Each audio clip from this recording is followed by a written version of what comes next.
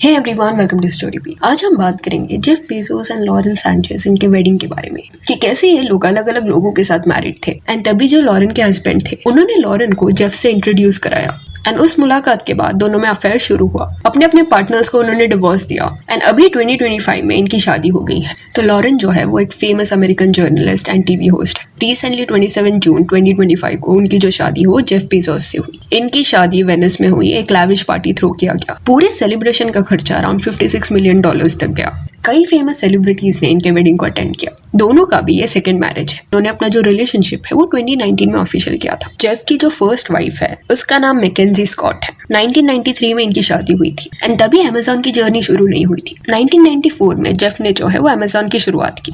तो मैकेंजी जो है वो स्टार्ट से जेफ के साथ है। जेफ एंड मैकेंजी के साथ में 4 बच्चे भी थे। 3 बेटे एंड 1 डॉटर को उन्होंने अडॉप्ट किया था। दूसरी तरफ लॉरेन की बात करें तो उसके एक्स हस्बैंड का नाम पैट्रिक है। 2005 में इनकी शादी हुई थी एंड वो भी मिलियनर है। कुछ $450 मिलियन का उनका नेटवर्थ था। He is also very influential person. Hollywood agent है वो एंड पैट्रिक के कनेक्शंस की वजह से लॉरेन को सर्टन हॉलीवुड प्रोजेक्ट्स में रोल्स भी दिए गए। तो पैट्रिक के साथ 13 लॉन्ग इयर्स का ये मैरिज था लॉरेन का। बट 2016 में क्या हुआ कि अमेजोन का कोई एक पार्टी था एंड वहां पे जेफ की फैमिली प्रेजेंट थी। दूसरी तरफ लॉरेन की फैमिली भी प्रेजेंट थी बिकॉज पैट्रिक को इनवाइट किया गया था एंड उस पार्टी के दौरान पैट्रिक ने अपनी वाइफ लॉरेन को इंट्रोड्यूस कराया जेफ से। तो ये उनकी पहली मुलाकात थी। अभी ये बोला जाता है कि ये पार्टी के बाद लॉरेन एंड जेफ के बीच में कॉन्वर्सेशंस शुरू हुए। वो कनेक्शन बिल्ड करने लगे एंड धीरे धीरे करके इनका अफेयर शुरू हुआ।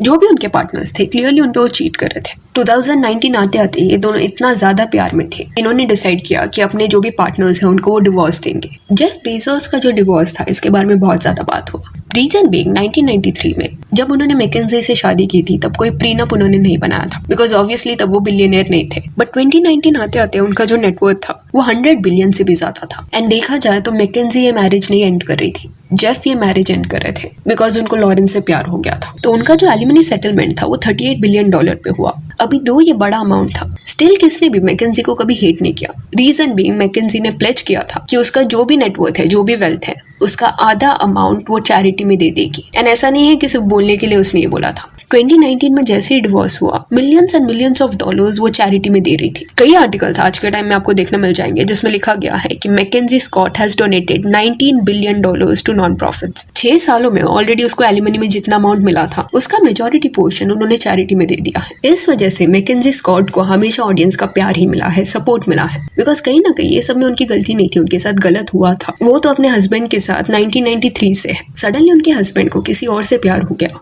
And McKenzie was abandoned. दूसरी तरफ लॉरेन ने भी अपने हस्बैंड को डिवोर्स दे दिया।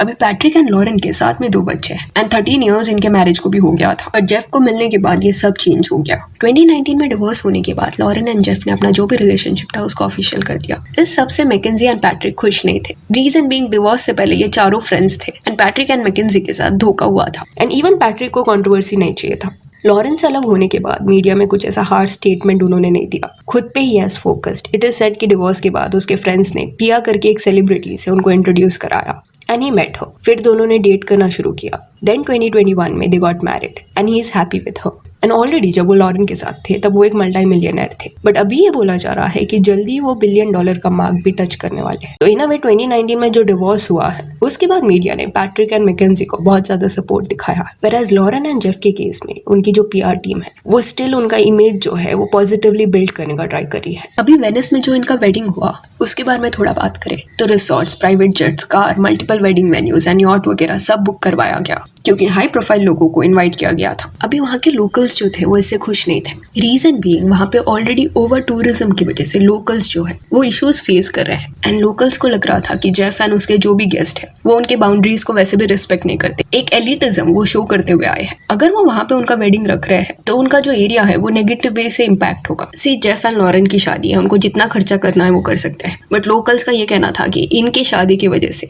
उनके डे टू डे एक्टिविटीज में प्रॉब्लम्स आ रहा है। जो वेन्यूज थे उस एरिया को रेस्ट्रिक्ट किया जा रहा था, लोग वहाँ पे नहीं जा पा रहे थे। प्लस इनकी क्योंकि शादी हो रही थी तो प्राइवेट जेट्स, वाटर टैक्सीज, ये सब तो बुक किए ही जा रहे थे। बट ये बोला गया कि 27,300 कार्स इनको भी यूज में लाया गया। ऑलरेडी वेनिस जो है वो over tourism and climate change के चलते नेगेटिव वे से इम्पैक्ट हुआ है। प्लस ये अल्ट्रा रिच लोग वहां पे आके और भी ज्यादा इश्यूज उनके लिए क्रिएट कर रहे थे, जिस वजह से कई जगह पे प्रोटेस्ट भी हुए। इन प्रोटेस्ट की वजह से एक वेन्यू जो था वेडिंग का, उसको लास्ट मोमेंट पे चेंज करना पड़ा। तो ऑलरेडी जब इनकी शादी की खबर बाहर आई थी, यानी ये बोला जा रहा था कि वेनिस के सर्टेन रिसोर्ट्स को बुक किया जा रहा है, तभी उस पॉइंट पे लोकल्स ने बोला था कि this is not something they want, कि वो इसके अगेंस्ट है। अभी हिपोक्रेसी यहाँ पे इनकी ये देखने मिलती है कि जेफ बेजोस क्लाइमेट चेंज के बारे में बात करते हैं, डोनेशंस के बारे में बात करते हैं, ग्लोबल वार्मिंग के बारे में बात करते हैं, बट कट टू इनके कार्बन फुटप्रिंट्स इतने बुरे हैं that it seems as if कि ये जो भी ग्लोबल वार्मिंग से रिलेटेड ये बात करते हैं वहां पे वो सिंसियर नहीं रहते। रीजन बीइंग इनके सारे जो भी वेडिंग गेस्ट थे वो इस शादी को अटेंड करने के लिए प्राइवेट जेट्स में ही आ रहे थे। तो इट इज रियली फनी कि कैसे ये लोग अपने ऑडियंस को गाइड करते हैं कि थोड़ा सस्टेनेबल ऑप्शन यूज करो, एंड कट टू सबसे ज्यादा पोल्यूशन यही लोग फैलाते हैं। कई सेलिब्रिटीज भी है जिन्होंने इस मैरिज के अगेंस्ट आके बात किया। उनको प्रॉब्लम नहीं है दैट ये दोनों शादी करे, बट लोकल्स के लिए जो डिसरिगार्ड दिखाया गया है उस चीज को वो लोग सपोर्ट नहीं कर रहे। चार्लिस थेरॉन ने जेफ बेजोस की वेडिंग के बारे में बात करते हुए बोला, I think we might be the only people who did not get an invite, but that's okay because they suck and we are cool. Rosie करके और एक कॉमेडियन एक्ट्रेस है जिन्होंने लॉरेन को मैकेनिकल वाइफ बुलाया एंड मैकेंजी की तारीफ करते हुए उसको सॉल्ट ऑफ द अर्थ ये टैग दिया। सॉल्ट ऑफ द अर्थ ये रेफरेंस उसके लिए होता है जिस पर्सन को ऑनेस्ट, रिलायबल एंड अच्छे नेचर का कंसिडर किया जाता है। उसके अलावा लोगों ने लॉरेन के प्रीवियस रिलेशनशिप्स में एक पैटर्न भी नोटिस किया दैट जितने भी लोगों को आज तक उसने डेट किया है या जिससे शादी की है वो सब या तो एक्सट्रीमली रिच है या सेलिब्रिटी है या इन्फ्लुएंशियल है। उनकी डेटिंग हिस्ट्री की बात करें तो बहुत साल पहले रॉरी मार्कस जो स्पोर्ट्स कमेंटेटर है उनको 4 साल लॉरेन ने डेट किया। Then it is said that she cheated on him and दूसरे एक एनएफएल प्लेयर के साथ उनका रिलेशनशिप शुरू हुआ जिसका नाम टोनी गोंजालेस था। टोनी एंड लॉरेन को साथ में एक बेटा भी हुआ। 2001 में उनका बेटा हुआ एंड 2002 में इनका ब्रेकअप हो गया। देन 2005 के साल में लॉरेन की शादी पैट्रिक से हुई, एक वेल्दी हॉलीवुड एजेंट जिसके साथ उसके 2 बच्चे हैं। एंड इनके रिलेशनशिप में तब प्रॉब्लम शुरू हुए जब पैट्रिक ने डिसाइड किया कि वो जेफ के पार्टी में जाएंगे एंड अपनी वाइफ को जेफ से इंट्रोड्यूस कराएंगे। तो इन अ वे लॉरेन एंड जेफ के ऐसे प्रॉब्लमेटिक बिहेवियर की वजह से उनको ऑडियंस का सपोर्ट नहीं मिल रहा, इंस्टेड बैकलैश ज्यादा मिल रहा है। कमेंट्स पे अगर आप पढ़ोगे तो उसमें लिखा गया है, His first wife went to college and his second wife went to collagen. A lot of the wedding guests complain about climate change, all while going to this wedding on their private jets. I have never seen so much plastic in one place. She would not give him the time of day if he wasn't rich. The most despised couple in the whole world and their fake friends. तो इन वे इनके against लोग इसलिए हैं because ऐसे 2 लोगों को इन्होंने hurt किया जिनकी कोई गलती नहीं थी, फॉल्ट ही नहीं था। अभी लॉरेन एंड जेफ का जब शादी नहीं हुआ था, उनका जब डेटिंग फेज चल रहा था, उस पॉइंट पे लॉरेन जो है वो किसी तो एक इवेंट के दौरान लियोनार्डो डिकैप्रियो से मिली एंड उनका जो ये कॉन्वर्सेशन का मोमेंट था it went viral. Reason being यहाँ पे जेफ ने लॉरेन को इंट्रोड्यूस कराया था लियो से, और ये इमेज को 2016 वाले वो इमेज से कंपेयर किया गया जहाँ पे पैट्रिक ने लॉरेन को जेफ से इंट्रोड्यूस कराया था। तो लियो एंड लॉरेन के कई मीम्स भी बने। Find you someone who looks at you the way Jeff's girlfriend looks at Leo.